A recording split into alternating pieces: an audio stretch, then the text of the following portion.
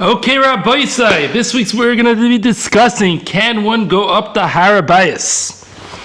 Okay, so why would one want to go up the Har Habayis? So let's just give a little background, which most of us probably know. Okay, so, surely Har Habayis is a place of tremendous kedusha. The last Mishnayos to the first parak of Masechtas Kelim discussed the 10 levels of kedusha, starting from Eretz Yisrael, working all the way up to the Kodesh Kodshim. And we know that Har Habayis has a higher level of kedusha than the rest of Yerushalayim. So therefore, there's certainly a reason we want to go to a place of more kedusha. Now, as we know, that a place of kedusha is a beautiful place to daven, and l'maisa, that's why we all go to the kaisel to daven, because it is a place of higher kedusha. This is the place that Adam was makrav karbanos. This is the place where Adam was actually created. This is the place where Noach brought karbanos. This is the place of Akedas Yitzchak. This is the place of Yaakov's dream. This is the place, obviously, where the first Beis HaMikdash was built. This is the place where the second Beis HaMikdash was built. This is the place where the third Beis HaMikdash will be built. So, and we see that even before the Beis HaMikdash, it was certainly a level of kedusha. That's why all the Akedah was there, all the karbanos were there, Yaakov's dream was there, and therefore it is certainly a place of tremendous kedusha, even without being a Beis HaMikdash, seemingly. So we could certainly understand why somebody would want to go there. And furthermore, there may even be a mitzvah of Karl Lifnei Hashem, of going there, and maybe even, certainly during Shalosh Regalim, there may even be a special inyan to be oil regel to Har Habayis. So, can one go up there? Is there an issue with going up to Har Habayis? Well, off the bat, we're going to say, wait, how could you go? Surely you're tamei, and if it's a Makom Kedusha, how can you go to Makom Kedusha if you're tamei? Well, we have to first think about it and ask ourselves the question, does Har Habayis have Kedusha nowadays? So actually, it's a machlokes rishonim. There's a Rambam in Beis Bechira, Perik Vav, halachic disallow, that says the Kedusha of Yerushalayim and the Kedusha of Har Habayis is Kedusha l'shaisa ulas elavai, meaning that it's Kedusha that is forever lasting. And even nowadays, there is Kedusha in Har Habayis, and that doesn't change. And if somebody goes to the Makom of the Mikdash, while they are the wrong type of tumah, they would be chayav kares. The Ravid argues on the Rambam, and he says, Svaras atzmahu. This Rambam just made up his own svara. Soyed Hashem li'yareyav. I understand and I know this is not true. I get it, that it's not true, and there is no longer any kedusha to Har Habayis. And Zak the Ravid, it is no longer Kaddish, Ein by, or at least what he says is Ein by Kares. The one who goes there is not Chayav Kares. So the Rambam says the one who goes there is Chayav Kares, and the Ravid says the one who goes there is not Chayav Kares. But the Mesa, what is Pshat in the Ravid? Is the Ravid saying there's no Kedusha altogether, or there's just no chiyuv kares? So there's a three-way machlokes of how to understand the Ravid. Someone understand, yes, there's no chiyuv deraisa of kares, but there is a chiyuv deraisa, there's a lav deraisa, and it's still isser lav to go to Har Habayis. Now that would be a little bit complicated, because which lav is it if it's not the good old lav which is chayav kares? Second pshat in the Ravid is there's no chiyuv the race of kares, but it's still asim midarabanan to go to the Makom Mikdash while being tamei. The third pshat in the Ravid is no, there's no chiyuv the race of kares because it's taka mutter and it's allowed, and there's no issue whatsoever in going to the Makom Mikdash. So that is the way, three ways of understanding the Ravid. L'maisa, it's not clear. There's multiple Rishonim that hold, like the Rambam, the Smag, the Tosfos Harash, etc. And the Ravid seemingly is a das yachid in saying that there's no kedusha in Har Habayis nowadays, no kedusha by the Makom Mikdash. Roiv Rishonim, even though Roiv Rishonim really didn't discuss it, but Roiv of the Rishonim that discussed it hold like the Rambam that the makom of Har Habayis, the makom of the Mikdash still has kedusha, and it would one who goes there with the wrong level of tumah would be chayev kares. The Maisa, the Magen Avram says we pass like the Rambam that chayev kares for going there, also to go there while being tamei. The Mishnah Berurah quotes the Magen Avram and says, we paskin like the Rambam, going to the Makom Mikdash is chayev kares.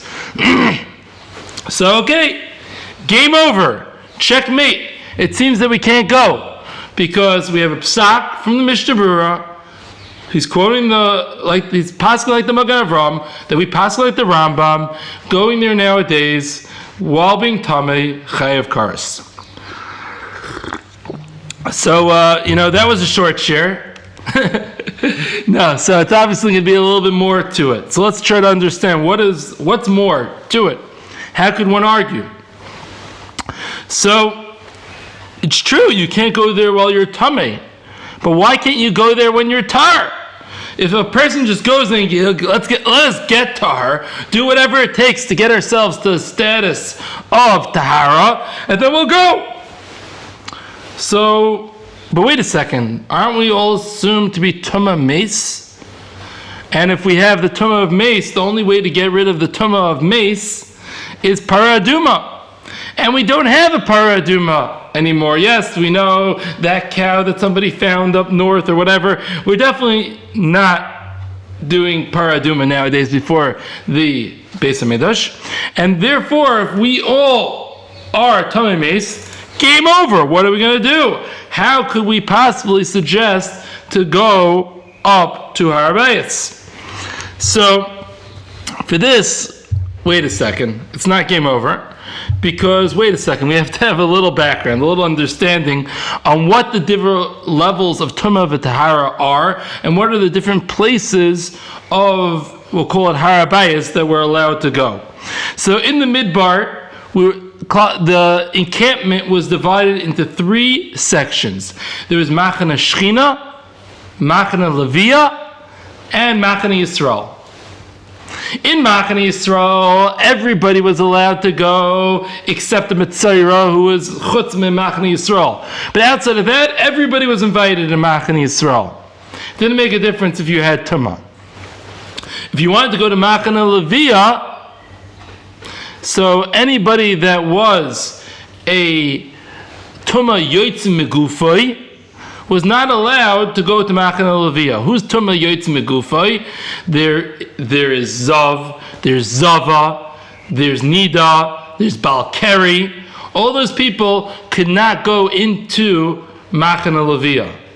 But everybody else is allowed to go to Machane Levia. Notice on that list that I just said of the people that cannot go to Machane Levia, I did not mention Tumas Mace, because Tumas Mace is allowed to go to Machane Levia. He just can't go to Machane Shechina. So a little bit surprising, a little bit counterintuitive to what our expectations, but these Tumah Yoytze Megufay of a Balkari, a Nida, a Ziva, a Zav, are actually more chomer than Tumas Mace. So, as the Rambam and many others explain, Keneged, those 3 places of the Midbar, we have in Yerushalayim. So the entire Yerushalayim has a din of Machane Yisrael. Har Habayis has a din of Machane Levia. And the Azara has the din of Machane Shechina. Therefore, based on that cheshbon that we just did, it works out very simple. Somebody that is a Mitzvah, okay, you can't come into the old Yerushalayim at least. Somebody who is somebody who is Tumah Yoytze Megufay. So this Tumah Yoytze Megufay Nick cannot go to Har Habayis. So Anida, Zav, Ziva, Balkari will not be allowed to go to Har Habayis. And a Tumas Mace couldn't go to the Azara, meaning somebody who has Tumas Mace is allowed to go to Har Habayis. Shocker for most of us that haven't heard this yet, Tumas mace is allowed on Har Habayis. Oh, wait a second. So now we have a big question. Is there an issue? It seems like it's pretty reasonable to go to Har Habayis because Tumas mace is allowed to go to Har Habayis. It just can't go to the Azara. Fine. So let the Tumah Masnik, who's all of us, we could all go up to Har Habayis, and we just can't go to the Makam Azara. Ma baya. Great. So, not so fast. We know, also by the way, extension, midaraisa, Tumah Mace cannot go to the Azara, but there's midarabanan, he can't go past the Chel, which is a little bit more. It's somewhere, I don't know the exact size, but it's somewhere a little bit more than the size of the Azara. Now, let's be clear now. There's 4 areas when you go up that ramp by the Kosel, if you know what I'm talking about, that brown ramp to the right side of the Kosel, going up towards Temple Mount, up towards Har Habayis, there's 4 potential areas. Number 1 is the Azara. The Azara was 187 by 135 amas. Not such a large area. Surrounded, there's the Chel. Well, I don't know exactly how much bigger that is, but a little bit bigger. Over there, let me just be clear again, the Azara is the Isser Karas for the Tumah Mace.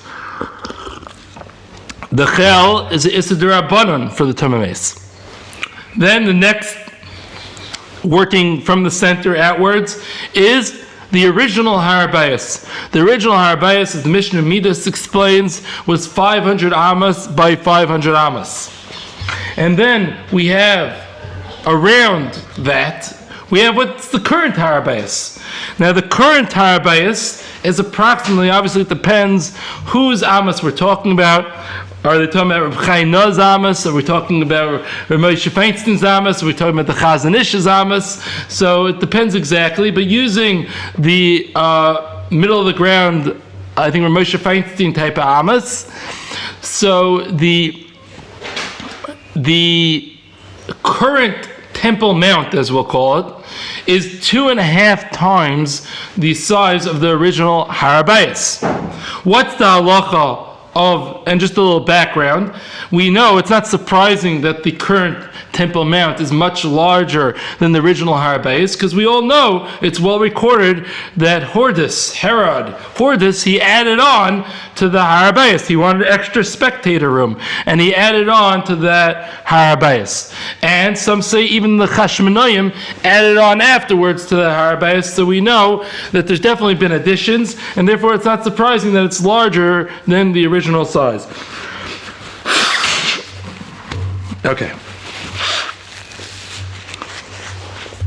Okay, so what's the story by the current Har Habayis, which is outside the original halachic Har Habayis, the current Temple Mount, which is the parts that are larger than the original Har Habayis?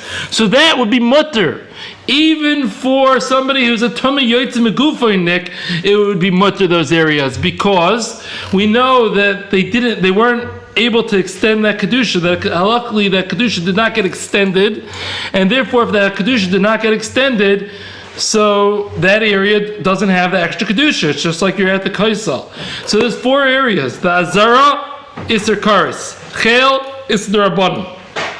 Original Har Habayis, it depends who you are. Tumah Mace, that's Asur. The Tumah Mace is fine. Somebody who's Tumah Yotzei Megufay, that would be Asur, Isser Karas. And the current Temple Mount outside of the original Har Habayis would be mutter for everybody. Okay, wait a second. So this is sounding a little bit more reasonable. But here's where the first problem lies. The problem is we do not know where everything is. There are 5 different opinions to where everything is located. Where is that Azara? So there's 5 different opinions. The most prominent opinion is the Radbaz. The Radbaz says that the dome of the rock is was built directly above the Evan Shasiya, which means the Kodesh Kachim. And therefore, if it's true that the Daim, and he says this is true, bli safek, without doubt, is what the Radbaz writes. Now, if we rely on this Radbaz, the cheshbonos are very easy. We could very easily know where the Kodesh Kachim is, where is everything? Where is the Azara, and where is the old Temple Mount? And we should be able to let those that have Tumah Yotzim Megufay, they should be able to go in the current Temple Mount outside of the old Har Habayis, and those that are Tumah Meis will avoid the Azara and the Chil Mabaya. The problem is there are 4 other opinions. 3 other opinions, which are, a lot of them are based on archaeological whatevers. And there's also an opinion that it is, we don't know. Not just a shlili that we don't know, not just a passive, I happen not to know, but there's a shita that we don't know the place of the Azara. And if we don't know the place of the Azara, then how are you going to go anywhere? We have no idea where to go. Okay, so if we are machmir for all 4 of the first potential opinions, it would be very difficult to avoid the old Har Habayis.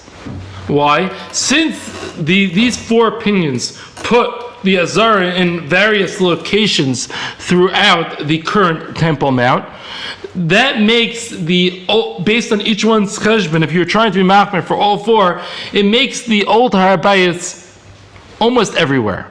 And therefore, if you want to be machmir for all 4, somebody who's a Tumah Yotzim Megufay pretty much cannot go up.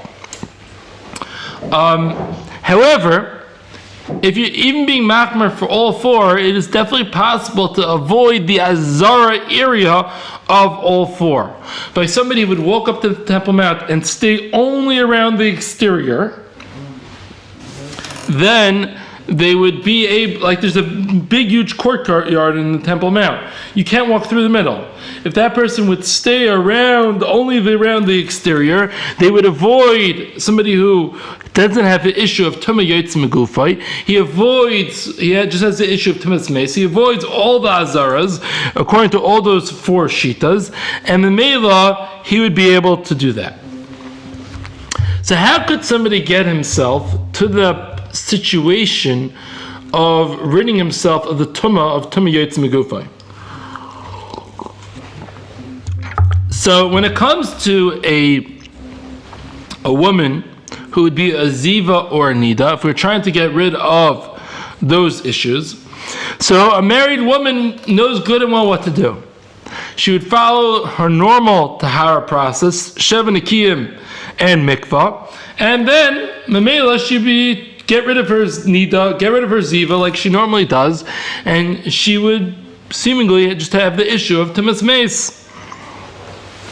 What about a Baal Keri? What would a Baal Keri do? I just want to point out, I'm passing, Baal Keri is not listed in the Rambam's list of Tumah Yotzim Megufos who aren't allowed. However, almost everybody, it's pretty much a Mefurish Mishnah and Pesachim, I think it is.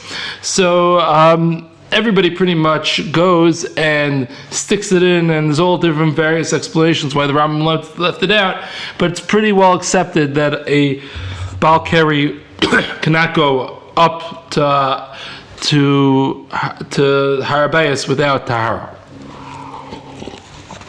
So a Baal Keri, which is any man that had zera leave their body, so they would need mikvah. Mikvah is what they would need for them to get tar. But one thing that you have to be very careful about, if somebody was to do this, is not just your average men's mikvah, and not just your average tefillah. Why? Because this would be a tefillah midaraisa. Generally, most of our mikvahs and our process is set up for minhag. We're not very strict on things. Over here, the man would need a chafifa. The man would need to be baidik himself to make sure that he has no chatzitzes. Might even need a mikveh man. And he would need to be toivel in a mamash kosher lechatchila mikvah, which the high majority of our men's mikvahs aren't good enough. So we'd have to find somewhere to be toivel, maybe a mayan somewhere, or maybe there is hak. I imagine there is some men's mikvahs that probably were built at the higher standard. You have to figure out where that is and what that is, because most of them certainly aren't. So that would certainly be a challenge. Maybe you could go to Mayan. Now, what about Zav? The issue of a man being a Zav. One more thing also that I want to discuss with, it's going to be a man issue, obviously, as we discussed the Baal Keri, and there's going to be a issue of a Zav. What's the issue with the Zav? So a Zav, as the Mishnayos explain, is some type of thing that comes out of the man's body. It's not zera. It's some egg yolky, egg white, something or another. It's like a chayla. It's something that's not geshmak. And that type of thing that comes out makes somebody into a Zav. What's the tahara process of a Zav? So a Zav actually would need tefillah, not just stam tefillah in a mikvah. Even a good women's mikvah won't count for a zav. A zav would need a tefillah and a mayan. And before the tefillah, obviously, I forgot, he would need shiva nekiyim.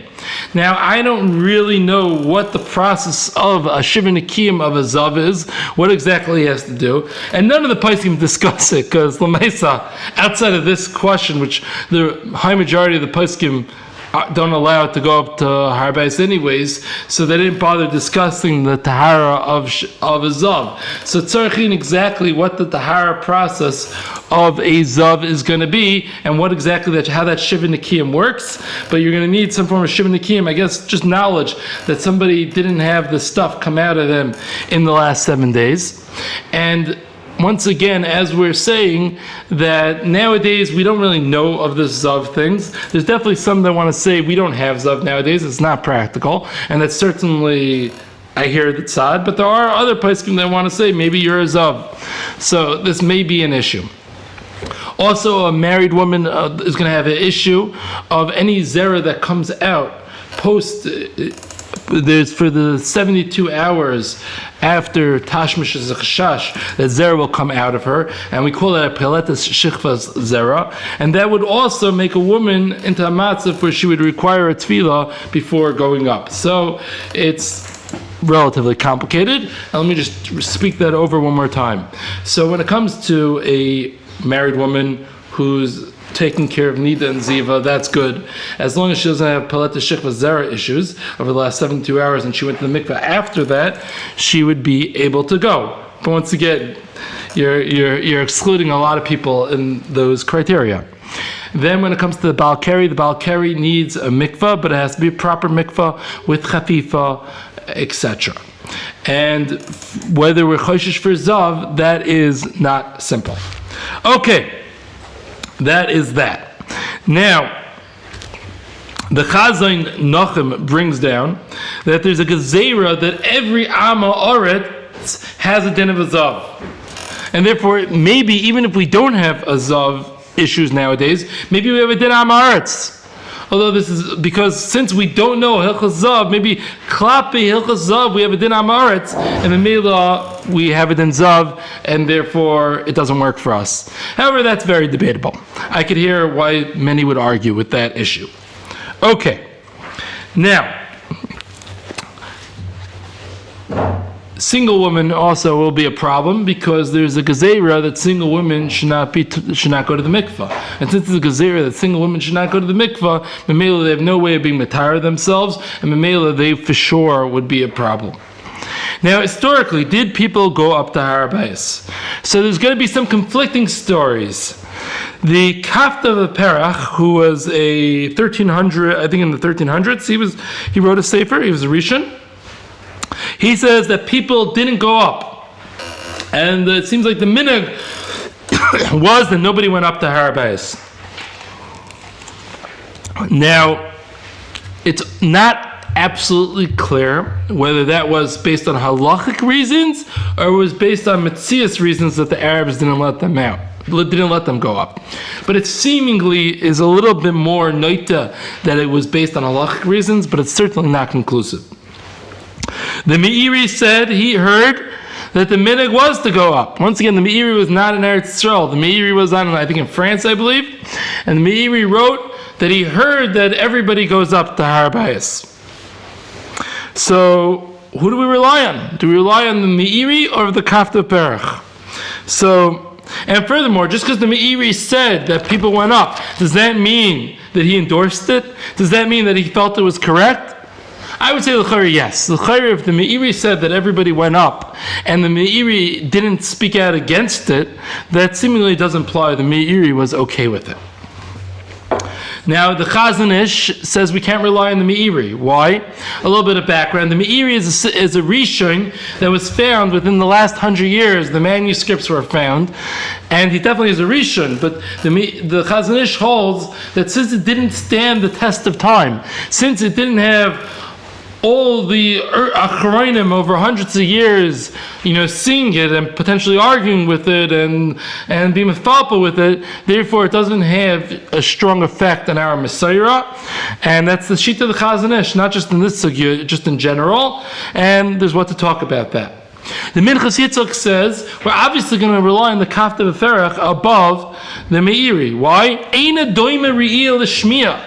The Kafta Perach was in Yerushalayim, and he said in Yerushalayim that we do not, that people don't go up. The Meiri was saying in France, he heard that they went up, so who knows what stories go to France. You obviously have to rely, the Shmiya is a much greater proof than the Re'iyah.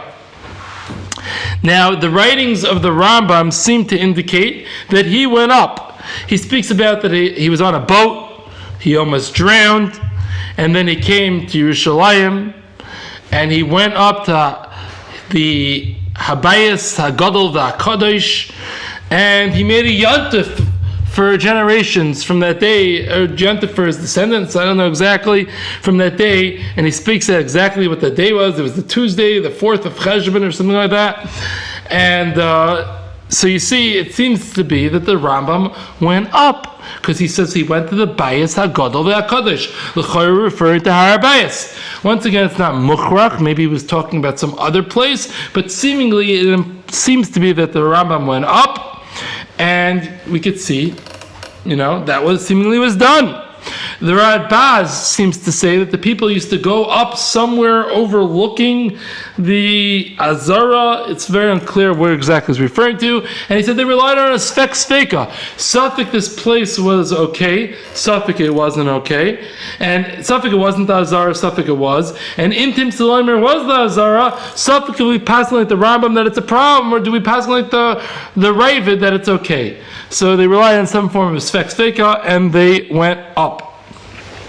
So we see some accounting. The Radbaz was the early Achron.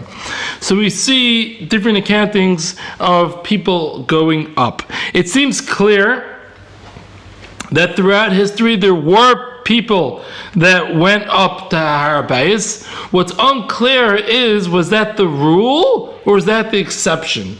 Was it a standard thing that lots of people went up to Har Habayis, or was it a couple of Yechidim that went up to Har Habayis? It seems more likely to me that it was a bunch of Yechidim, but it's not clear at all. Also, many claim that there was a shul built on Har Habayis for a couple hundred years. I don't know exactly, from like the year 900 to the year 1200 or something along those lines. They say there was actually a shul built on Har Habayis. But once again, this history is very unclear. Because, and we certainly know up until recent times, it was not a possibility for Jews to go up to Har Habayis. It just wasn't shaykh until recent times. In relatively recent memory, the first accounting of somebody going up to Har Habayis was Sir Moses Montefiore. Sir Moses Montefiore was if most of us know, he was a very wealthy businessman from England, I believe, who moved to Yerushalayim, ended up moving back to England. He was a big Baal Tzedakah, supported lots of goings on in the old Yishuv. He was also the stockbroker and brother-in-law of the Rothschilds. So, he could afford things. And he retired when he was like 40 to help working for the tzibur, and he lived to over 100. So he was quite a significant person. Not a big gadol, but it was a firm person. So he was the first to go up to Har Habayis. Oh, how was he able to go up to Har Habayis? I thought we said that they didn't let Jews into Har Habayis. So the Arabs also believed in Kesev Yana Esakol. When there's a bill, there's a way. So, Matafir was able to pay enough that he was able to safely go up to Har Habayis. And when he came down from Har Habayis, and the word spread that he went to Har Habayis, Rav Shmuel Salant, who was the Rav of Yerushalayim, and Rav Meir Orbach, who was the Dayan of Yerushalayim, they rebuked him very strongly. They spoke out very harshly against Moses Montefiore for going up to Har Habayis. Just Derek Agav, a side point, you see they had the courage, these Gedolim, to rebuke the Gvir who supported the whole place. They had no problem speaking out against him. That's the courage of a good old original Yerushalmi. Yeah, Baruch Hashem. So they rebuked Moses Montefiore. When Moses Montefiore actually came to Shmuel Salant and explained to him, he didn't realize, he thought it was mutter, he didn't know there was halachical issues. So Shmuel Salant was, so to speak, makabel him and accepted his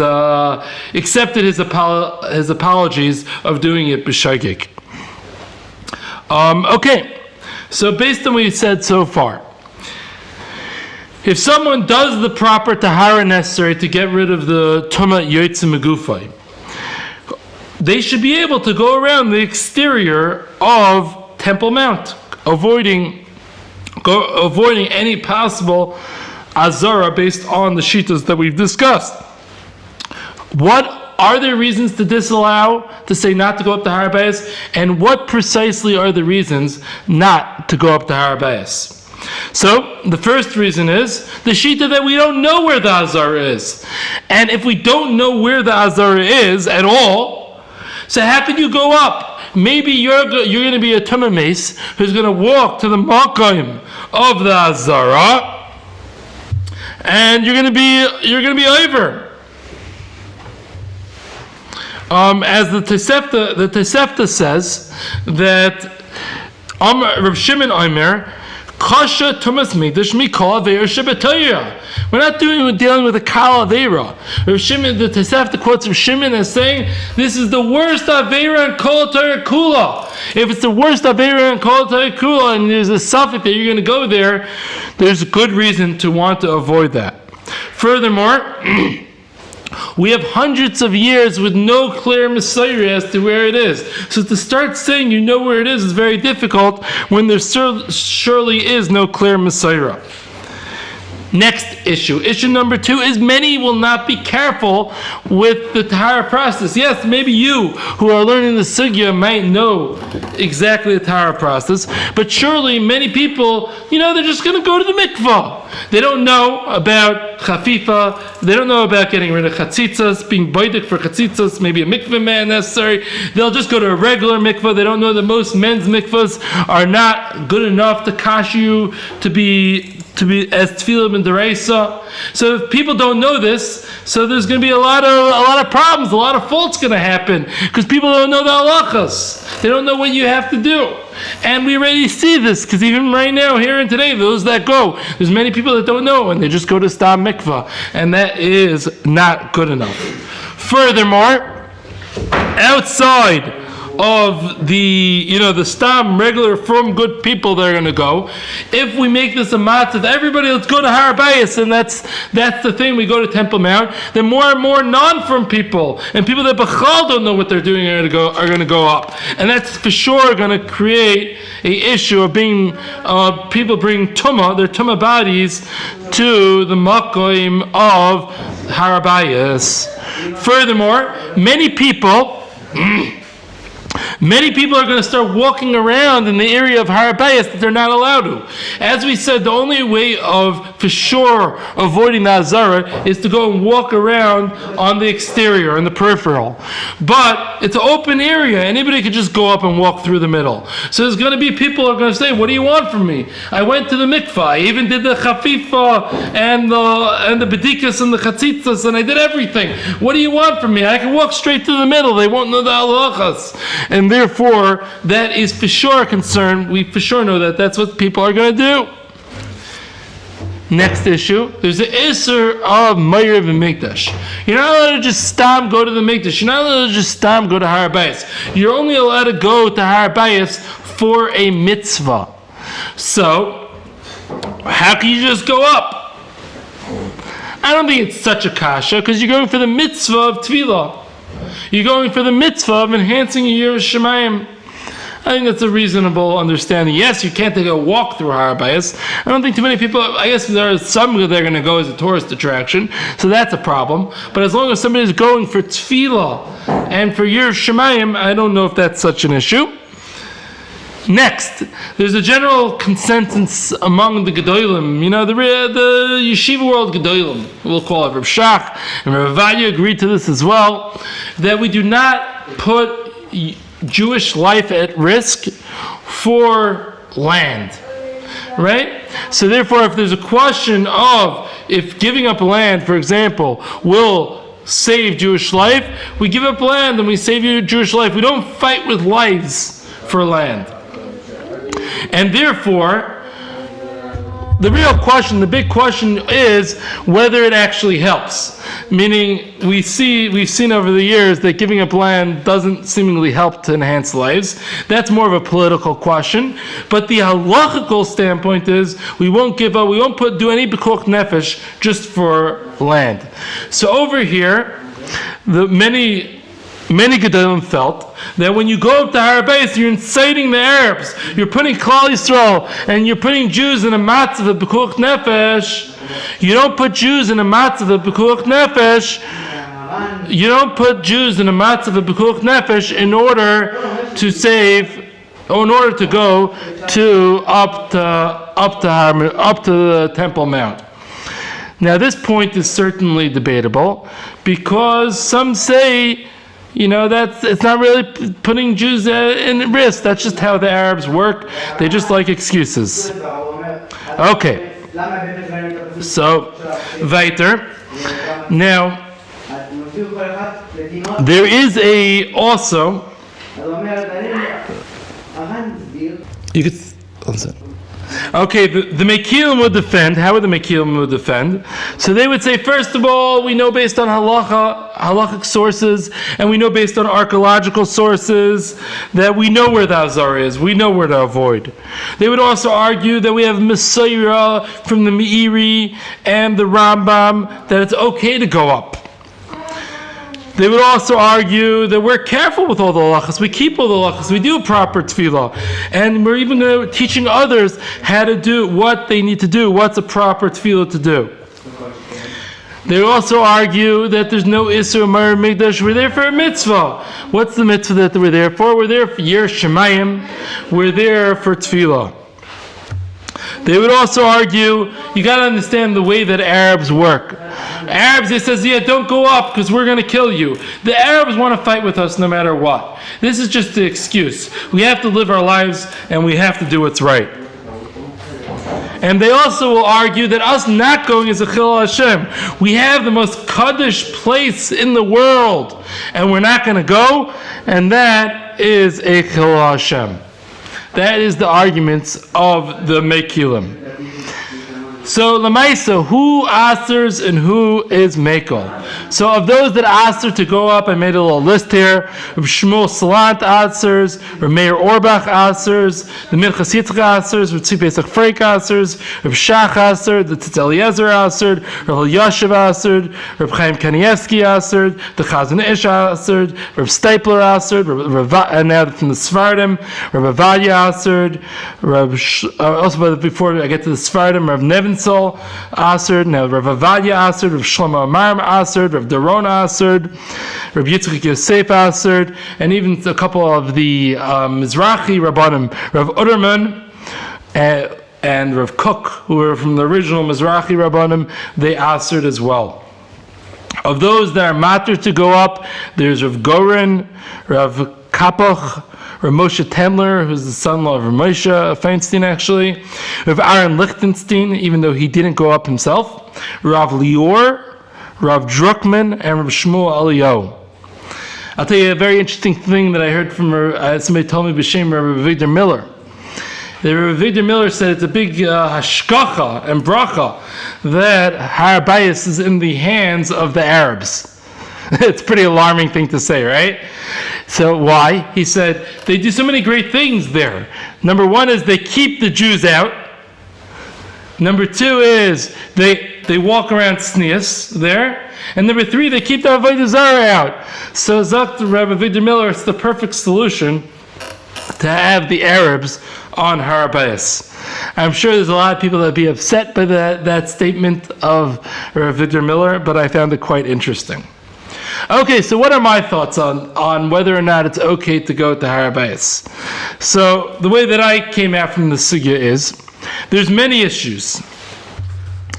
It's debatable if we know where we're going, so that's an issue to stay away. That's a reason to stay away. It's clear to me that many people won't do things correctly. That's not even debatable. I think it's very clear that many won't do things correctly, and we're going to cause many to bring their tumah self onto, and many people will be chayav karas from going up there.